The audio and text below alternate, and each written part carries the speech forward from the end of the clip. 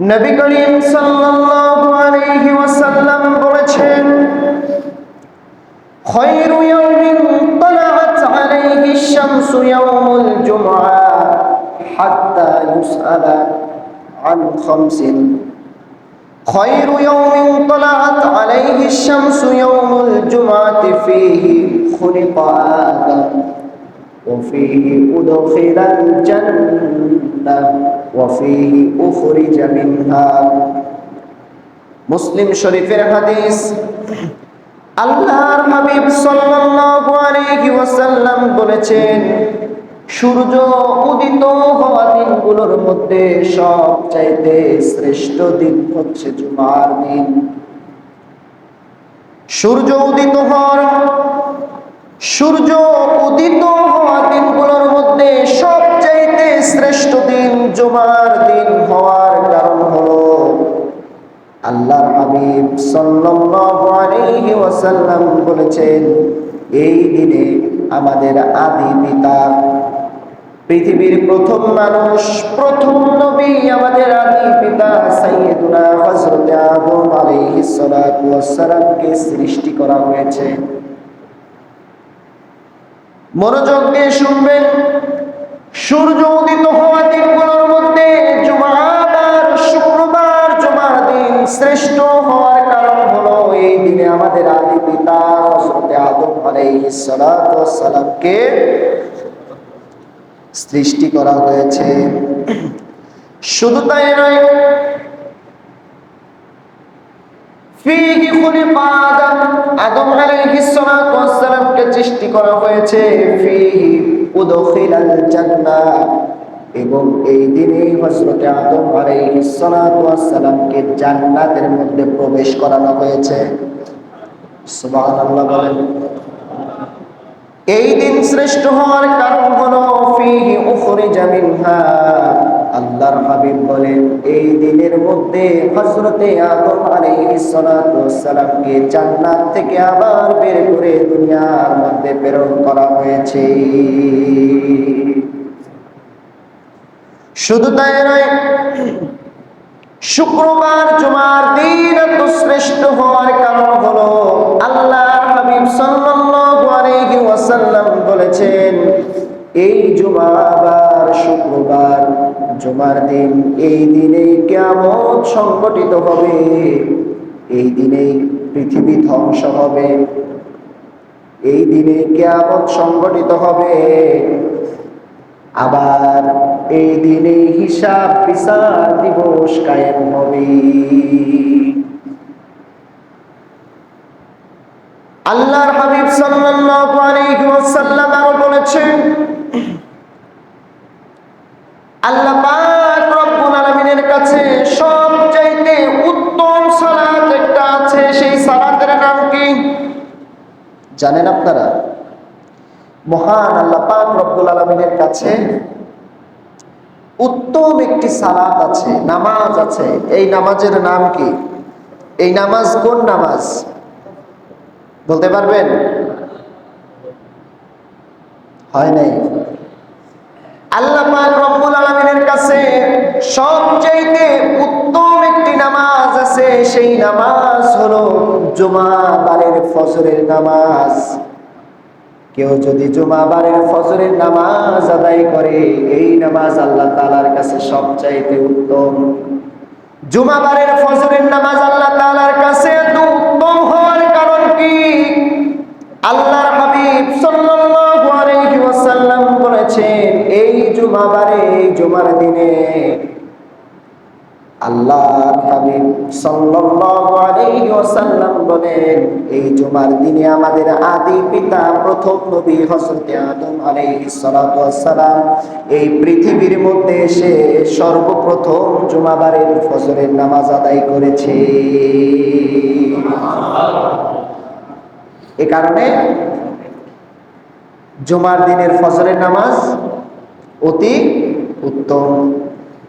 আজ আমরা এখানে অনেকেই বসে আছি, এই উত্তম নামাজকে হারিয়ে ফেলেছি।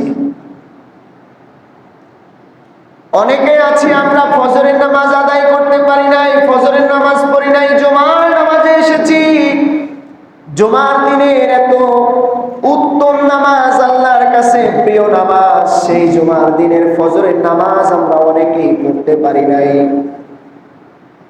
আমরা এখন থেকে আল্লাহ তাআলার কাছে যেহেতু জানতাম না, জেনে নিলাম উত্তম নামাজ জুমাবারের ফজরের নামাজ। যতদিন বেঁচে থাকবো এই ফজরের নামাজ জামাতবিহীন যেন আল্লাহ কোনোদিন না পড়ায়, বলেন আমিন। যতদিন বেঁচে থাকবো চেষ্টা করব, চেষ্টা কি আপনার উপরে ফরজ, অতএব আপনাকে এই জুমাবারের ফজরের নামাজ আদায় করতে হবে। রাজি আছেন ইনশাআল্লাহ? আল্লাহ তাআলা আমাদের কবুল করুক, বলেন আমিন। শুধু তাই নয়, এই জুমাবার আল্লাহ তাআলার কাছে এই জুমার দিনের ফজিলত এত বেশি, এত গুরুত্ব, এত তাৎপর্যপূর্ণ।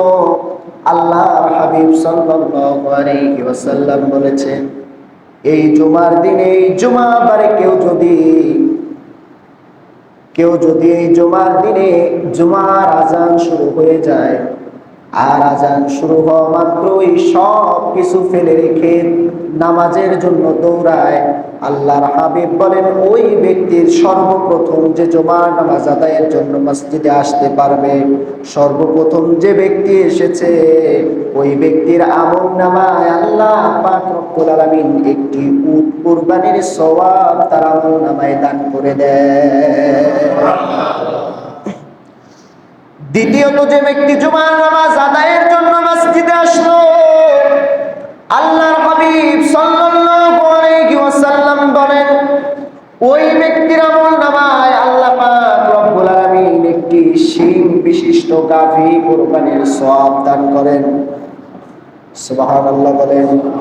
আল্লাহর হাবিব আরো বলেন, তৃতীয়ত, জুমার নামাজ যে ব্যক্তি আদায় করতে আসলো, ওই ব্যক্তির আমলনামায় আল্লাহ পাক রব্বুল আলামিন একটি মহিষ কুরবানির সওয়াব দান করেন। চতুর্থত, যে ব্যক্তি মসজিদে আসলো জুমার নামাজ আদায়ের জন্য, আল্লাহর হাবিব সাল্লাল্লাহু আলাইহি ওয়াসাল্লাম বলেন ওই ব্যক্তির আমলনামার মধ্যে একটি মুরগি কুরবানি সাদাকা করার সওয়াব তার আমলনামায় দান করেন। পঞ্চমে, যারা আসলো ওই ব্যক্তির আমলনামায় ডিম সাদাকা করার সওয়াব দান করে। জুমার দিনে এত নিয়ামতপূর্ণ, এত ফজিলতপূর্ণ এই জুমাবার আল্লাহ তাআলার কাছে এত প্রিয় হওয়ার কারণে কোরআন আল কারীমের মধ্যে আল্লাহ পাক রব্বুল আলামিন জুমআ সম্পর্কে, জুমার দিনের জন্য একটি সূরা নাযিল করে দিয়েছেন। কোরআনে কারীমে আল্লাহ পাক রব্বুল আলামিন বলেন এই জুমার দিনের ব্যাপারে কান খাড়া করে শোনেন। সূরাতুল জুমার 9 নম্বর আয়াতের মধ্যে আল্লাহ পাক রব্বুল আলামিন বলেন, ইয়া আইয়ুহাল্লাযীনা আমানু ইযা নুদিয়া লিস-সালাতি মিন ইয়াউমিল জুমআহ ফাসআউ ইলা যিকরিল্লাহি ওয়া যারুল বাই' যালিকুম খায়রুল লাকুম ইন কুনতুম তা'লামুন। আল্লাহ পাক রব্বুল আলামিন বলেন, ইয়া আইয়ুহাল্লাযীনা আমানু, তাদেরকে ডাক দিচ্ছেন, ঈমানদারদেরকে। কাদেরকে? এখানে বেঈমান কেউ আছেন? এখানে বেঈমান কেউ আছেন? বলেন বলেন। বলছেন না? আপনারা কি বেঈমান নাকি? তাহলে বলেন, এখানে বেঈমান কেউ আছেন? এবার ঠিক আছে, এখানে বেঈমান কেউ নাই। আল্লাহ পাক রব্বুল আলামিন বলেন, ইয়া আইয়ুহাল্লাযীনা আমানু, হে ঈমানদারগণ, হে বিশ্বাসীগণ, যারা ঈমান এনেছো, ইযা নুদিয়া লিস-সালাত, ইযা যখন তোমাদেরকে, নুদিয়া লিস-সালাত নামাজের জন্য ডাকা হবে। কোন নামাজ? ইয়াউমুল জুমআহ, ইয়াউমিল জুমআহ, জুমার নামাজের যখন আযান পড়ে যাবে, ডাক দেওয়া শুরু হয়ে যাবে। ফাসআউ ইলা যিকরিল্লাহ, আল্লাহর জিকিরের উদ্দেশ্যে তোমরা বের হয়ে যাও। সুবহানাল্লাহ বলেন। বলছেন কে? জোরে বলেন কে? হে ইমানদারগণ, যখন তোমাদেরকে সালাতের জন্য, নামাজের জন্য আহ্বান করা হবে, ডাকা হবে, জুমার আজান যখন পড়ে যাবে, তখন তোমরা সব কিছু ফেলে আল্লাহর জিকিরের জন্য বের হয়ে যাও। ওয়াদারুল বাই', তোমাদের যত ব্যবসা প্রতিষ্ঠান আছে, দোকানপাট আছে, যত কাজকর্ম আছে, যে পর্যন্ত করেছো ওই পর্যন্ত স্টপ হয়ে যাও এবং সেখান থেকেই দৌড় শুরু করো। পবিত্র হয়ে গোসল করে ওযু করে খুব দ্রুত মসজিদের দিকে আল্লাহর জিকিরের জন্য তোমরা বের হয়ে যাও। তাহলে আমাদেরকে এখান থেকে শিক্ষা নিতে হবে। আল্লাহ পাক রব্বুল আলামিন বলছেন, ঈমানদারদেরকে যেহেতু আপনারা স্বীকৃতি দিয়েছেন, এখানে কেউ বেঈমান নাই, সবাই ঈমানদার, ঠিক কি না? সবাই যেহেতু ঈমানদার, তাহলে আমাদের জুমাবারে অনেকে আছে চিন্তা করে আজান হয়েছে মাত্র, হুজুর খুতবা দিবে, ওয়াজ করবে, বয়ান করবে লম্বা সময়, এরপরে সানি আজান হবে, এরপরে খুতবা হবে, এরপরে নামাজ শুরু হবে অনেক সময়, এখনো প্রায় 1 ঘন্টার মতো। এই 1 ঘন্টায় ন্যূনতম আমার 500 থেকে 1000 টাকা ইনকাম হবে, ঠিক কিনা? আছে না নাই? আবার অনেকে মনে করে এত সময় মসজিদের মধ্যে শুধু শুধু ব্যয় করব কেন, অপচয় করব কেন, এই 1 ঘন্টা সময়, আধা ঘন্টা সময় বাড়িতে আমি কাটাই, হেলায় খেলায় আপনি কাটিয়ে দিচ্ছেন। মনে রাখবেন, এই 1 ঘন্টা সময়, এই আধা ঘন্টা সময়, 45 মিনিট সময় মসজিদে আসার কারণে আপনার অপচয় হয় না। আল্লাহর হাবিব সাল্লাল্লাহু আলাইহি ওয়াসাল্লাম বলেছেন, কোন ব্যক্তি যদি কোরআন শোনার জন্য, বোঝার জন্য 1 ঘন্টা ব্যয় করে, আল্লাহ পাক রব্বুল আলামিন তার আমলনামার মধ্যে 500 রাকাত নফল নামাজ, কবুলিয়াত নামাজের সওয়াব দান করে দেয়। তাহলে উট কুরবানির সওয়াব আমরা নিতে চাই কি চাই না? গাভী কুরবানির সওয়াব আমরা নিতে চাই কি চাই না? মহিষ কুরবানির সওয়াব আমরা নিতে চাই কি চাই না? অতএব যদি আপনারা কুরবানির সওয়াব নিতে চান, জুমাবারের আজান পড়া মাত্রই দৌড়াইতে হবে আল্লাহর জিকিরের দিকে, অর্থাৎ মসজিদের দিকে। রাজি আছেন তো ইনশাআল্লাহ? আসবেন তো ইনশাআল্লাহ? যালিকুম খায়রুল লাকুম ইন কুনতুম তা'লামুন।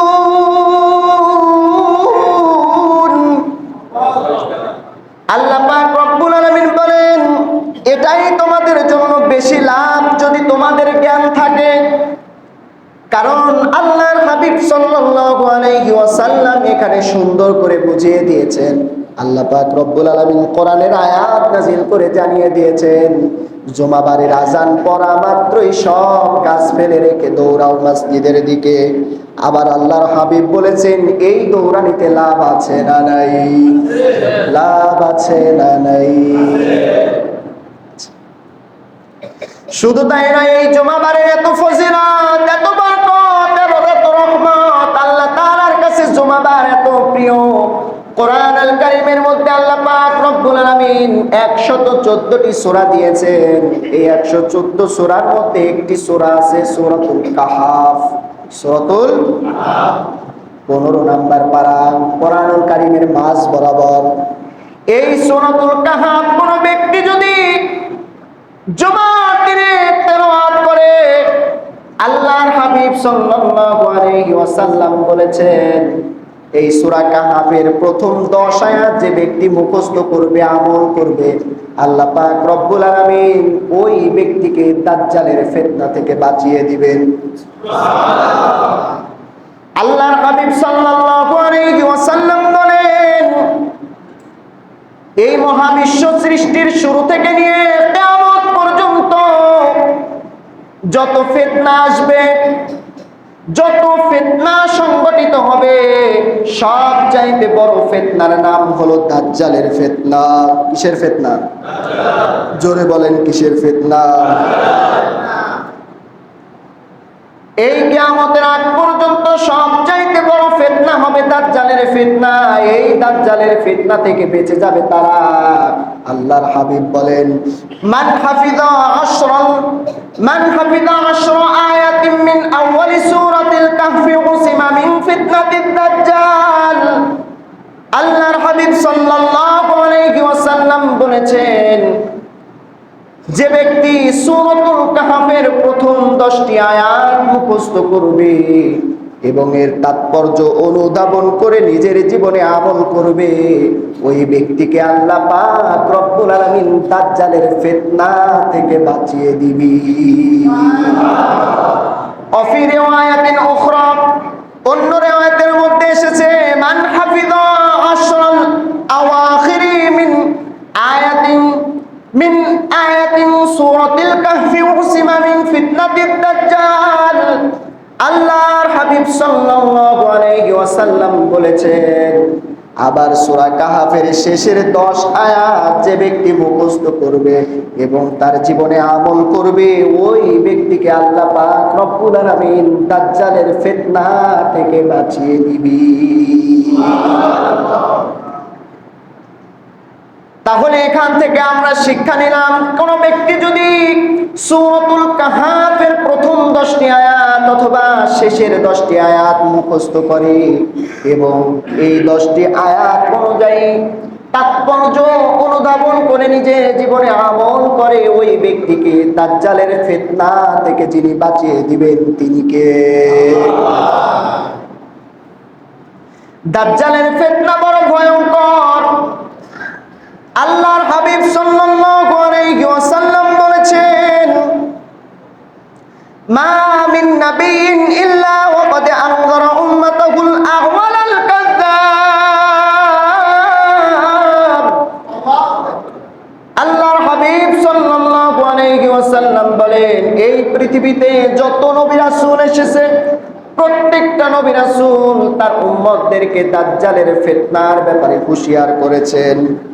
দাজ্জালের ফিতনা এত বড় ভয়ঙ্কর হবে, এই দাজ্জালের ফিতনা থেকে বেঁচে যাবে তারা যারা সূরাতুল কাহফের প্রথম 10 আয়াত অথবা শেষের 10 আয়াত মুখস্থ করে আমল করবে, যারা দাজ্জালের ফিতনা থেকে বেঁচে যাবে তারা। ছোট ছোট আয়াত, খুব কষ্ট হবে আপনাদের। কোরআন আল কারীমের 15 নম্বর পারা মাঝামাঝি অংশে সূরাতুল কাহফ, সূরাতুল কাহফ, এই কাহফের প্রথম 10টি আয়াত একদিনে একটি করে আয়াত মুখস্থ করলেও 10 দিনে 10টি আয়াত মুখস্থ হয়ে যাবে। আমরা পারবো তো ইনশাআল্লাহ? পারবো তো ইনশাআল্লাহ? এই 10টি আয়াত আমরা সবাই মুখস্থ করব ইনশাআল্লাহ। এই জুমাবারের আরো ফজিলত, আরো বরকত রয়েছে। সূরাতুল কাহফের এত বরকত, এত ফজিলত, আল্লাহর হাবিব সাল্লাল্লাহু আলাইহি ওয়াসাল্লাম বলেন, আল্লাহর হাবিব সাল্লাল্লাহু আলাইহি ওয়াসাল্লাম বলেন, মান ক্বারাআ সূরাতাল কাহফি ফি ইয়াউমিল জুমআতি আযা লাহুন নূর মা বাইনাল জুমআতাইন। কোন ব্যক্তি যদি জুমার দিনে সূরাতুল কাহফ তেলাওয়াত করে, যে জুমায় তেলাওয়াত করলো ওই জুমা থেকে নিয়ে পরবর্তী জুমা পর্যন্ত মাঝামাঝি অংশে তার ঈমানের মধ্যে নূর দিয়ে যিনি ফিলাপ করে দিবেন তিনি কে? শুধু তাই নয়, আল্লাহর হাবিব সাল্লাল্লাহু আলাইহি ওয়াসাল্লাম আরো বলেছেন, আল্লাহর হাবিব সাল্লাল্লাহু আলাইহি ওয়াসাল্লাম অন্য একটা হাদিসের মধ্যে বলেছেন, সাতালাহু নূরুম মিন তাহতি কদামিহি ইলা আনামিস সামা। কোন ব্যক্তি যদি, নবীজি বলেছেন, কোন ব্যক্তি যদি জুমাবারে সূরাতুল কাহফ তেলাওয়াত করে, ওই ব্যক্তির পায়ের তলা থেকে নিয়ে, ওই ব্যক্তির পায়ের তলা থেকে নিয়ে আসমান পর্যন্ত সমস্ত জায়গাকে আল্লাহ পাক রব্বুল আলামিন নূর দিয়ে ফিলাপ করে দিবি। আল্লাহর হাবিব সাল্লাল্লাহু আলাইহি ওয়াসাল্লাম আরো বলেছেন, জুমার দিনে যে ব্যক্তি সূরাতুল কাহফ তেলাওয়াত করবে, ওই ব্যক্তিকে আল্লাহর হাবিব সাল্লাল্লাহু আলাইহি ওয়াসাল্লাম বলেন উজিবু বিহি ইয়াউমাল কিয়ামাহ, কিয়ামতের কঠিন ময়দানে যে ব্যক্তি সূরাতুল কাহফের আমল দুনিয়াতে করেছেন, কিয়ামতের কঠিন ময়দানে আল্লাহর হাবিব বলেন আল্লাহ পাক রব্বুল আলামিন তাকে সূরাতুল কাহফ যারা তেলাওয়াত করেছেন ওই ব্যক্তিকে কিয়ামতের দিন ওই ব্যক্তিকে কিয়ামতের দিন নূর চমকাইতে থাকবে এবং ওই নূর দিয়া ফুলসিরাত সহ সবগুলো রাস্তা অতিক্রম সে ব্যক্তি স্মুথলি করে ফেলবে। শুধু তাই নয়, জুমার দিনে কোনো ব্যক্তি যদি সূরাতুল কাহফ তেলাওয়াত করে, আল্লাহর হাবিব সাল্লাল্লাহু আলাইহি ওয়াসাল্লাম বলেছেন গুফির লাহু মা বাইনাল জুমআতাইন। আল্লাহর হাবিব সাল্লাল্লাহু আলাইহি ওয়াসাল্লাম বলেন কোন ব্যক্তি যদি জুমার দিনে সূরাতুল কাহফ তেলাওয়াত করে, ওই ব্যক্তি যে জুমায় তেলাওয়াত করেছে সেই জুমা থেকে নিয়ে পরবর্তী জুমা পর্যন্ত এই দুই জুমার মাঝামাঝি অংশে যত গুনাহ করেছে সব গুনাহ যিনি মাফ করে দিবেন তিনি কে?